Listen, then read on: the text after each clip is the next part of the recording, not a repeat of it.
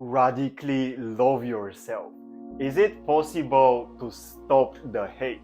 Wait, not stop the hate, eliminate the hate.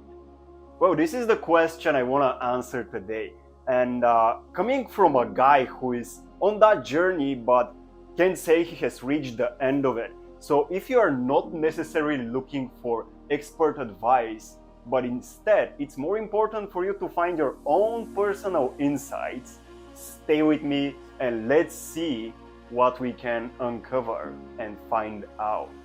Hey there, I am Daniel and I am here to trick you into higher consciousness. And today we'll discuss this question. What is radical self-love? Is it possible? What stands in the way? And what can we do about it? What can we do to love ourselves more? Starting with the most impossible challenge we all face. What is this challenge? On the path of personal development and spiritual growth, we all face that challenge. This is the challenge that we believe we want to be better, to give ourselves permission to love ourselves, to feel love in the first place. This is the belief through which most people operate, whether on their personal growth, personal development journey, or their spiritual development or growth journey. And partly my intention with this channel is to combine the two and find the middle ground. But so, what happens with this impossible challenge and why is it really impossible? Because, just think of it for a moment.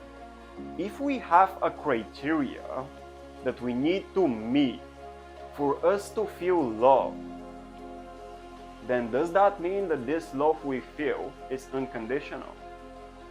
Because on the other hand, if we don't meet that criteria we have put on ourselves, well, obviously we wouldn't be able to feel love.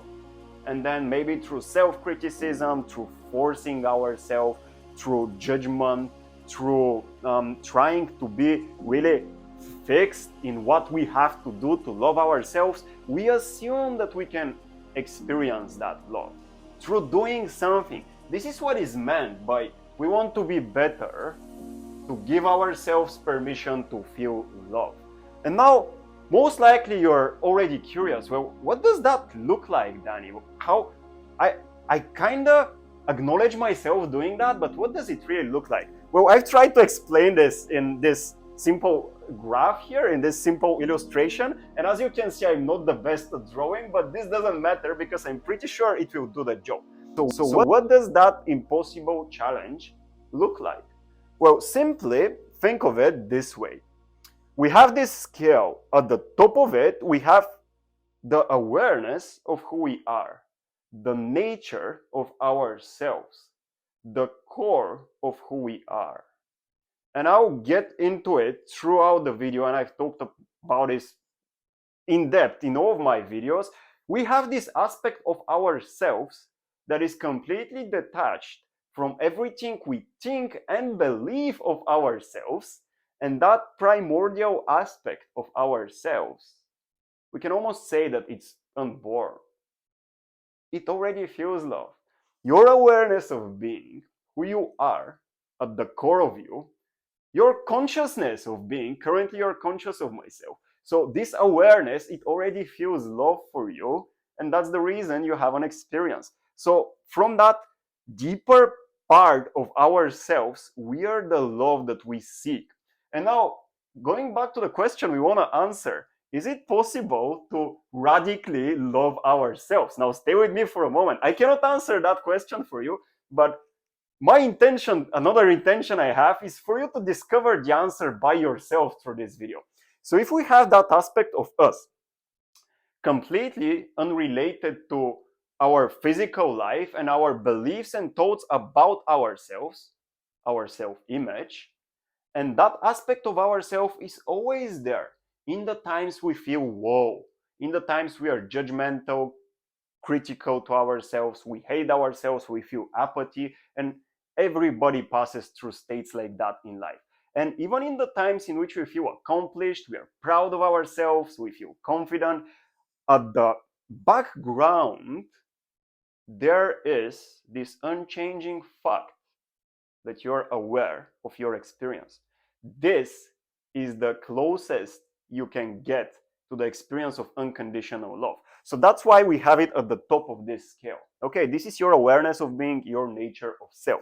At the bottom of that scale, we have our present self-image and belief systems.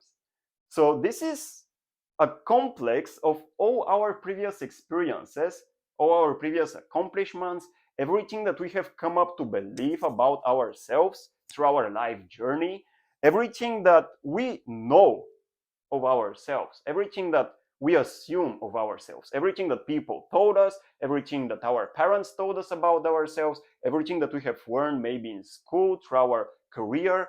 These are all the belief systems. This is the mental baggage we carry. This is the identity of who we are, the personality, the mind structure, the matrix of the mind. This is what I mean by present self-image. So who you are right now, who am I right now, who we believe ourselves to be right now, this is at the bottom of the scale. At the top, we have the awareness of who we are, the unchanging self. At the bottom, we have the changing, the ever-shifting self. And so here is what happens.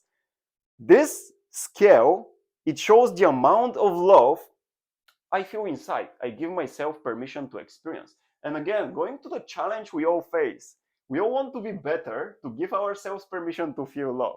Now, the curious question here that I want to ask is, who is that one?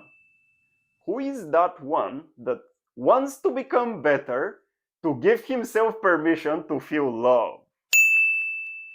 This is who you think you are. This is your present self-image. And that present self-image, inevitably, since we are human, this is part of the human game.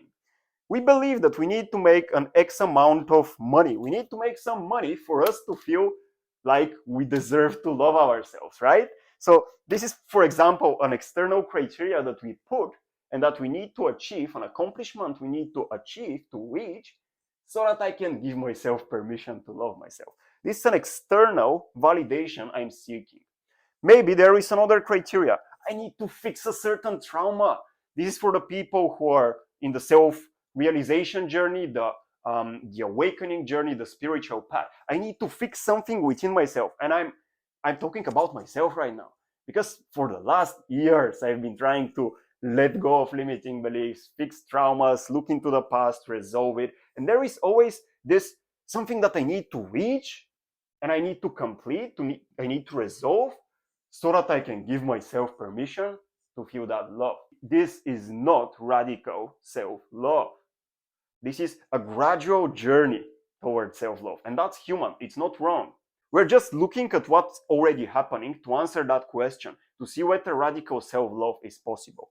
Or maybe if I enter into the ideal relationship that I want with my partner, we have kids, we buy this beautiful house, we go live to the beach, then I'll love myself. Or if I have this new identity, this is currently me actually, by doing these YouTube videos and growing this channel, I assume, like my present identity assumes that I need to reach a certain state of calling myself a YouTuber so that I can love myself. This is what the ego does, right? We always think unconsciously that we need to reach something on the outside or on the inside. We need to shift something on the inside or reach, accomplish something on the outside to love ourselves. This is the bias of the personal development journey and the spiritual growth journey. Both are biased. So if we know that this is what we are already doing, then another question pops up. Okay, Danny, that's beautiful. I relate myself with what you're saying. Now what? Is there a radical way to love myself? Now I need a marker. I found a marker. So here is what happens in this through this belief system that I need to be better to love myself. We're trying to basically move up in that scale. I find myself here and I need to go maybe there, maybe there, maybe there, or here, so that I can feel this love of myself, love for myself. Now, what if instead of doing that, the typical journey which all of us are familiar with, we could try something different. We could start from the top going down. What does that require? What do you think is the answer? What is required for us to accept that we are already loved, start from there, and then in a way embody that love to our present self-image and belief systems, present identity? Is that even possible? It's a curious question, isn't it? Well, if we really inquire deep within, we can see that if that would be possible, it needs to come from within. Meaning that I need to give myself the love that I am seeking through external or internal achievements and shifts right now while on that journey. Because again, there is nothing wrong with that journey. This is the human game and we all go through it. But on another deeper level, there is a non-dual game. In that non-dual game, I am already loved. I am already whole and complete. There isn't anything I can change about myself to be more whole and complete or less whole and complete, or to try to fill that gap between being less and more, right? It is that I am it. I am already whole and complete. You are already whole and complete. So this is the top to bottom game. It's the not bot to top game, which is what we are trying to do, but it's the top to bottom. Now, if that's possible, if we can start from the top, I am already loved, I am already whole and complete, I am already worthy for who am I, then the real game is internal. And sorry to trick you into this video by the end of it. Radical love, radical self-love. Is it possible to radically love yourself? I don't believe that. I believe this is the instant fix that's in the clouds that all of us want, but it's not a one-time fix, my friend. And trust me, I have tried for such a long time. I've tried to let go of the belief system that we all know we have inherited through our childhood upbringing. The limiting belief that I am not worthy of love, I am undeserving, I'm not good enough. And the promise is that if I'm able to somehow let go of that, it won't ever appear again. No, it's a gradual change, my man. It's not a radical shift. So let me talk about the gradual shift to radical self-love. As paradoxical as this sounds, this is consistent. It's something you can rely on, and you can see that you feel more and more and more love. You're starting from the top to bottom, but through this gradual shift in radical self-love, you're able to convince your mind, your present self-image of who you are internally, that depth of who you are at the core of yourself. You're conscious either way, whether you're successful, whether you're not, whether you're traumatized, whether you're healed, either way, you're conscious. That consciousness is your love. And now the gradual shift to radical self-love, what does that look like? It's not a one-time fix. It's not a one-time fix. This is the first and most important thing we have to remember. Secondly, well, it's about a gradual shift into radical self-love, which means that while you're on that human game, trying to achieve whatever you're trying to achieve, you can bring awareness and take control of your inner dialogue. Because either way, whether you're here, you have an image of yourself. You have a way you see yourself. So even though you're unconditionally at that place, you're already conscious of your awareness of being, and this is who you are. This is that unconditional love, the closest to unconditional love you can experience. Now we need to convince we need to convince the present self-image and belief systems of who we think we are that we are this. And this happens through bringing awareness of our internal dialogue. What do I mean by that? If you know that you need to do something to come closer to a goal you have, before starting to do that action and after you have done it, you can, in your inner dialogue, take control of what you say to yourself and make sure that it is aligned with this, with the fact that you already deserve to be loved. This is the gradual shift into radical self-love. So you convince yourself, your mind, that you're going towards that goal, but before you start doing the actions towards that goal, or after you've done them, you just let yourself know, you're doing an amazing job, my man. You're doing great. In fact, I'm so proud of you because this is how you show the love that I already feel towards you.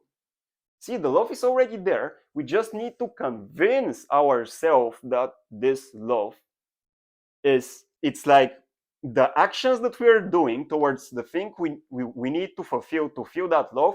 The action itself is how we show love to ourselves. This is what it means to start from top to bottom. It's not like you need to finish what you're doing to give yourself permission to feel love. No, it's even before that. It's even if you procrastinate, okay? It's even if you're just lazy and sleep at home all day, whatever it is, whatever you're doing, if you take control of your internal dialogue, then you can experience that gradual shift to radical self-love. So first you can bring awareness to your inner dialogue.